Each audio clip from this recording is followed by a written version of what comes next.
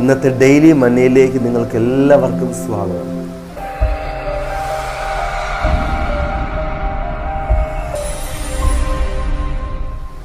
അതിമനോഹരമായ ഗതശമനത്തോട്ടം ഒരു ദിവസം ശബ്ദമുഖരിതമായിരിക്കുകയാണ്.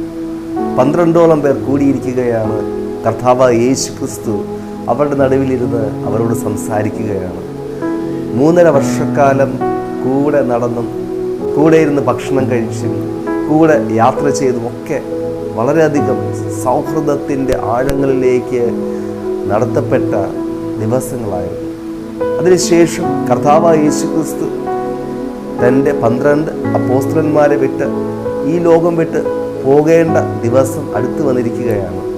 അതിന് തൊട്ട് മുൻപായാണ് ഈ ഒരു കൂടിക്കാഴ്ച. ആ കൂടിക്കാഴ്ചയിൽ ചില അപൂർവങ്ങളായ കാര്യങ്ങൾ സംഭവിച്ചു. ആ അപൂർവങ്ങളായ കാര്യത്തെക്കുറിച്ചാണ് ഇന്ന് നിങ്ങളുമായിട്ട് ഷെയർ ചെയ്യുന്നത്. പ്രിയ സഹോദരങ്ങളെ, അവരോട് ധാരാളം കാര്യങ്ങൾ സംസാരിച്ച ശേഷം അവരോട് ഇപ്രകാരം യേശു പറഞ്ഞു, ഞാൻ നിങ്ങളെ ഒരു നാളും അനാഥരായി വിടുകയില്ല, ഞാൻ നിങ്ങളെ ഉപേക്ഷിക്കുകയില്ല എന്ന് പറഞ്ഞ ശേഷം തുടർന്ന് അവരിൽ നിന്ന് 3 പേരെ, അതായത് പത്രോസ്, യാക്കോബ്, യോഹന്നാൻ എന്നിവരെ പ്രത്യേകമായി തിരഞ്ഞെടുത്ത് യേശു മാറി ഇരുത്തി അവരോട് പ്രാർത്ഥിക്കുവാൻ ആവശ്യപ്പെട്ടു. പരീക്ഷയിൽ അകപ്പെട്ടു പോകാതിരിപ്പാൻ ഉണർന്നിരുന്ന് പ്രാർത്ഥിക്കുവാൻ പറഞ്ഞ ശേഷം യേശു അല്പം അവരിൽ നിന്ന് മാറി യേശു പ്രാർത്ഥിക്കുകയാണ്. തൊട്ട അടുത്ത മണിക്കൂറുകളിൽ തന്നെ അറസ്റ്റ് ചെയ്യുവാനായിട്ട് കടന്നു വരും. അതിനുശേഷം ഘോരമായ പീഡനങ്ങളിലൂടെ താൻ കടന്നു പോകേണ്ടി വരും. അതിന് സപ്പോർട്ടായി പ്രാർത്ഥിക്കുവാൻ കൂടെ കൂട്ടിയ വ്യക്തികൾ പത്രോസ്, യാക്കോബ്, യോഹന്നാൻ. യേശു പ്രാർത്ഥിച്ച് തിരിച്ചു വരുമ്പോൾ കണ്ടത് ഇപ്രകാരമാണ്, അവർ ഉറങ്ങുകയാണ്.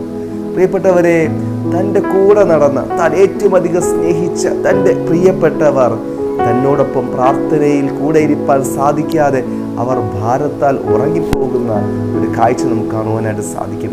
ചില വേളകളിലെങ്കിലും നാം പലപ്പോഴും ഒറ്റപ്പെടാറുണ്ട്. പ്രിയപ്പെട്ടവരെ, യേശു കർത്താവ് ഈ ഒറ്റപ്പെടൽ നന്നായി അനുഭവിച്ചു തൻ്റെ ശിഷ്യന്മാരിൽ നിന്നും.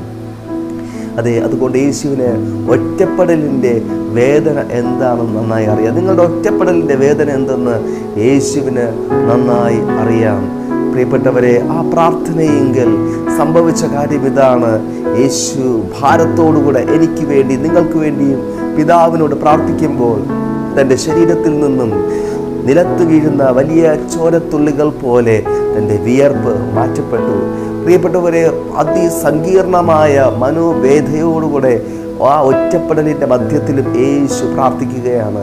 തുടർന്ന് ആ മണിക്കൂറുകൾ കഴിഞ്ഞ ശേഷം യേശുവിനെ അറസ്റ്റ് ചെയ്യുവാനായിട്ട് വന്നു കഴിഞ്ഞപ്പോൾ തന്നോട് കൂടെ എപ്പോഴും കൂടെയിരിക്കും, ഞങ്ങൾ കൂടെയുണ്ട്, ജയിലിലാകുവാനും മരിപ്പാനും ഒരുങ്ങിയിരിക്കുന്നു എന്ന് പറഞ്ഞ് തൻ്റെ ശിഷ്യന്മാർ എല്ലാവരും യേശുവിനെ വിട്ട് ചിതറിപ്പോകുന്ന ഒരു കാഴ്ച നമുക്ക് കാണുവാനായിട്ട് സാധിക്കും. അതേ പ്രിയപ്പെട്ടവരെ, നിങ്ങളോട് കൂടെ ഇരിക്കും, നിങ്ങളോട് കൂടെ എന്നും ഉണ്ടാകുമെന്ന് പറഞ്ഞ് പലരും നിങ്ങളെ വിട്ട് മാറിപ്പോയി.